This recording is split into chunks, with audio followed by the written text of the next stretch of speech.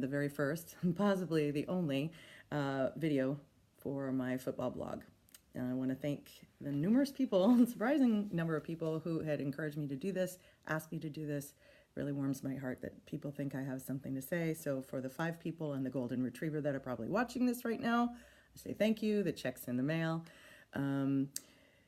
I love this game. I love this game of football. I've been watching it for years and years, and I don't know what it is about it. Probably because it's something different every day, every week. I have learned a lot over the years, and I have talked about it a lot over the years. And it's one of the few things that you can do these days in a bar and end up buying around and everything's going to be okay. Because if you talk politics in a bar, somebody's going to end up on the floor. Anyway, the other reason why I'm doing this is if you're watching this and you're not really familiar with sports, if you're not really familiar with football, and there's something, a takeaway that makes sense to you, I'd encourage you to use it in conversation. Sports in general, specifically football, especially here in Seattle, is a major topic of interest. People love it. They love to talk about it. And there's very rarely, if ever, been a time that I haven't been at a social function or at an office function when I've, gotten into a conversation and hadn't had success breaking the ice. So I would really encourage you to think about that. If you want some more information, there is an amazing, amazing website. It's called Talk Sporty to Me, and it is a company that has been founded by Jen Mueller, who is one of the best sportscasters in this area, or in my opinion, in the country. TalkSportyToMe.com. Check it out. She's got some great ideas, and she runs the whole board because she doesn't have any chosen sport. She follows the Seahawks, she follows the Mariners, she'd follow basketball if we had a team. She really has a lot to say, and it's really intelligent. So this is not necessarily about smack talk or anything where there's a lot of hubris involved, a lot of ego. I just have thoughts, and for some reason, like I said, people want to hear them. So there are going to be opinions. I am going to share opinions, and they're going to be mine because this is my blog, but hopefully it'll be more than just, obnoxious talking head. So let's kind of get started. I wanted to talk a little bit about the seasons before preseason. In January, actually in February now, after the Super Bowl, you're going to see a lot of changes in coaching staff. I think it was last season, Pete and John absolutely clean house, and every single coordinator, every single lead coordinator was asked to leave the organization, which is big. They brought some guys in, and I really, really liked the choices that they made. There were a couple guys that I didn't think needed to leave, but, in for a penny, in for a pound, apparently. So that usually happens right after the Super Bowl or, right after playoffs. The next thing is free agency, which I affectionately call free for all, and I'm going to talk about that in a minute, and then you get into the draft.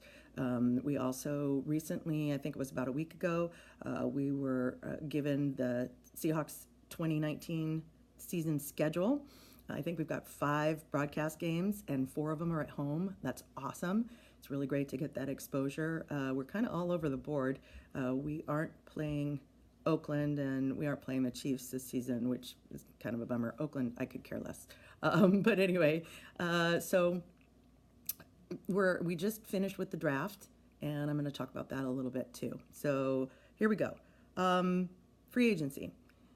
I was going to do a little bit more about free agency, but first of all, I'm learning about it myself, and second of all, I got this video up a little bit too late. But most notably recently is the trade of Frank Clark. Now, I'm going to tell you, and you're going to see this a lot, I am very, very sentimental when it comes to this game. It's hard for me to let go of players. And a very dear friend of mine told me once, you don't let things go. And when it comes to football, he is exactly right. Frank Clark was one of my favorites. I know he had some problems, domestic problems at the beginning, but I really, really appreciated his production on the field, especially last season. Was he worth $105 million? Absolutely not. I think that it was a very, very good trade, and I really wish him well. The reason I bring up Frank Clark is because for those of you who aren't really familiar with it, there's more to the idea of money that comes into contract negotiations. Now, let me just say right here and now, to those of you who think football players get paid too much, sports figures in general get paid too much, okay, that's fine. Does the Vatican have a lot of really cool stuff? Yes, it does. I'm not talking about that. I don't really want to debate that. It is what it is. But it is of interest when you're thinking about contracts. And the second thing about contracts, besides the money that's on the table, is draft picks. That's a currency that not a lot of people know about, and the Seahawks got some pretty good draft picks out of this deal. So that moves me on to the draft. We had the draft began last Thursday, the 25th, the second most wonderful day of the year, in my opinion. And the Hawks were pretty true to form. Coach Carroll and Pete Schneider, Coach Carroll and John Schneider were pretty true to form. They draft low and they draft deep, and they come up with these guys that nobody really knows about, but they really deliver. They have got a team of people who do their research, and it's just amazing. And I've learned over the last almost 10 years that in Pete and John we trust big time. Sometimes I'm scratching my head, but I think we all are. But they're right more times than they're wrong. So more power to them. That's great. I do confess I had a little bit of agita. We're coming through the first round. We had one guy, Collier, and TCU. Great, that's fantastic. But we had all these picks, and I'm like, dudes, this is not like Kleenexes tissues that you put in your back pocket and you pick out 6 weeks later. You got to get on the ball. You got to actually use these picks. What the hell's going on? And they did. And they came up with 9 guys total. We had defensive end, safety. We had 3 wide receivers. We got a couple of linemen. And it looks like these guys are going to be pretty interesting. So I'm anxious to see what they do.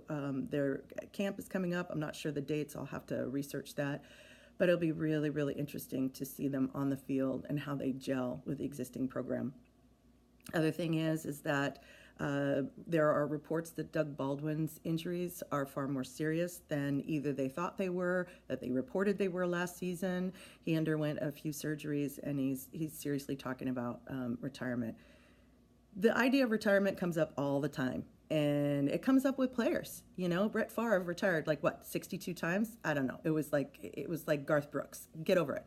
But when somebody like Baldwin, like a 7-time Pro Bowler, something like that, when he talks about retirement, he's serious. So I really appreciate the fact that he's been mentoring the young guys, Tyler Lockett being a perfect example.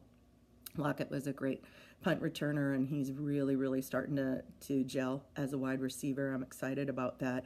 We did pick up 2 or 3 wide receivers, new guys, in the scrum, so it'll be interesting to see if we let go of any of the existing receivers or what's going to happen. I know we've got some good depth, and I'm really pleased about that. The final thing that I was going to say is there's something about Coach Carroll that I really appreciate. There are a lot of things that I appreciate, but the one thing that I want to hit on is the way he uses the players, particularly the guys that are out of college, particularly the draft picks. You'll see a guy start at XYZ position, play all the way through college, probably play a bowl game, and then all of a sudden, shazam, they change it up and they put him in a different position. Those of you who don't know me, I graduated from the University of Southern California. I am a Trojan. Shut up and you're welcome. Coach Carroll was there for 9 years, and during his tenure there, we played Stanford as part of the Pac-12. Richard Sherman was playing for Stanford at the same time. He was wide receiver. So he had wheels, but surprise, surprise, he ended up as part of the Legion of Boom as a corner. And he was drafted right out of college by the Seahawks. And I have to wonder if Coach Carroll was looking at him at that time. So I'm really kind of excited to think about what kind of positions these guys have been playing and what kind of positions these guys will be playing. It's always really hard, and I'll say this, you'll probably hear me say this quite a bit, to go from college to pro. It is. I agree with Dave Wyman, who said recently that wide receivers in college have a real difficulty adjusting to the program and the pros, because in college you can turn on 5.5, you can turn on 6.5. In the pros, you can't do that. You're on 6, and that's it, and you've got to have that precision. And so, I'm hoping that these guys will do well. Case in point, you know, Rodney Peete took us to the Rose Bowl, and he took us to the Rose Bowl a couple of times, especially in 1989. And who did we play at UCLA? Troy Aikman. I'm not going to lie, we wiped the field with UCLA and Troy Aikman. But where's Rodney Peete now? And I think Troy Aikman's had a pretty decent career as a former Cowboy. How many Super Bowl rings? I don't know. So the transition from college to pro is not for everybody. It's really hard. And so I wish these guys well. I am wanting to see everybody be successful.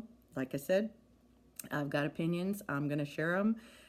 If you have any questions, you can email me or PM me on Facebook. I'm not an expert by any means. I like to study. I love to play fantasy football, which has helped me quite a bit. I just started that last season, and I'm looking forward to a little bit better success than the 3-10 that I had last season. And so I talk to people. I talk and I listen. There are people around me who've forgotten more about the game than I've ever learned, and it's really cool that they're willing to talk to me and answer my questions. Finally, I don't know if anybody is curious at all, but people ask me, how did you get so involved in football? And I did date an NFL player back in the day, long time ago. He now says I know more about the game than he does. He's just being nice.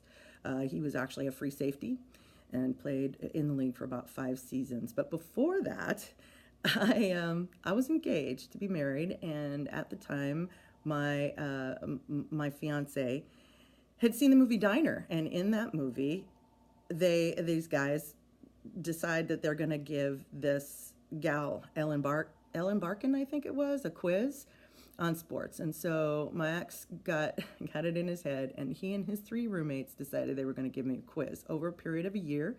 I needed to know college and pro. I needed to know football, basketball, baseball, and hockey. Not so much stats, but players and coaches. And I got to a point where I knew so much I was obnoxious and nobody wanted to talk to me.